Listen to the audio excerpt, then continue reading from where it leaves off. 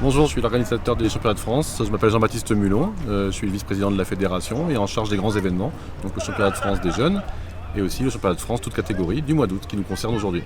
Alors l'événement du championnat de France toute catégorie, c'est un événement qui mêle tous les licenciés, hommes, femmes, âgés, très jeunes, de tous les niveaux, puisque chacun joue dans sa catégorie Elo.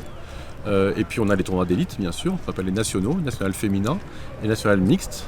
Mixte parce que Marie Sebag notamment joue ce national mixte. Donc on a deux très beaux plateaux, les 16 joueuses et 15 joueurs et Marie Sebag vont se disputer les titres de champion de France et championne de France. Alors, on est très heureux de revenir à l'Alpe d'Huez. L'année passée avait été une édition qui était très appréciée parce que la salle est exceptionnelle, parce que on nous accueille très bien, parce que la météo avait été particulièrement clémente, c'est-à-dire qu'on est un peu en hauteur, on est même très en hauteur, donc on ne souffre pas de la canicule.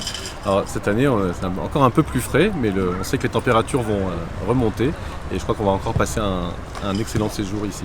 Hier, on avait la cérémonie de tirage au sort, donc on a tiré au sort les deux tableaux, le tableau du national féminin et du national mixte, pour savoir qui va jouer l'un contre l'autre dans les huitièmes de finale, et puis on se connaît l'ensemble du tableau, donc on arrive à se projeter sur des quarts de finale, des demi-finales, si on pense que les favoris vont s'imposer. Et donc c'est une cérémonie qui a été menée par l'équipe d'arbitrage en présence de François Badjili, le directeur de la station de l'Alpe d'Huez.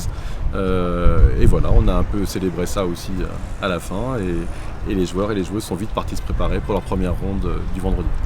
Aujourd'hui, c'est la véritable première journée des championnats de France, puisqu'on a la première ronde des nationaux, qui commence donc un jour avant les amateurs, et puis le pointage pour les joueurs amateurs qui vont disputer leur première ronde demain samedi.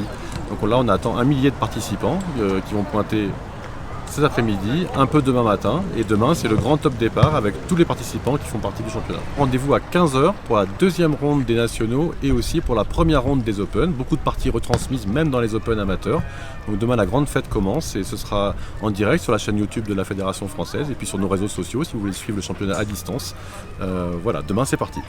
Je souhaite à tout le monde un très bon championnat, ceux qui sont présents sur place bien sûr, et puis ceux qui suivent à distance. On espère faire de notre mieux pour vous faire vivre l'événement à distance avec le petit bulletin vidéo de James, avec la retransmission opérée de main de maître par Étienne Mensch. Par ailleurs, l'équipe d'Apprendre les échecs nous fait vivre l'événement de l'intérieur avec des commentaires tous les jours sur la chaîne YouTube, opérée par Rémi d'Apprendre les échecs, avec le grand maître Anthony Virig notamment. Ils sont toute une équipe et ils nous suivent maintenant depuis 3 championnats de France pour aider à mieux comprendre les parties, livrer des anecdotes, interviewer les joueuses et les joueurs qui auront fini leur partie, qui voudront bien donner leurs sentiments.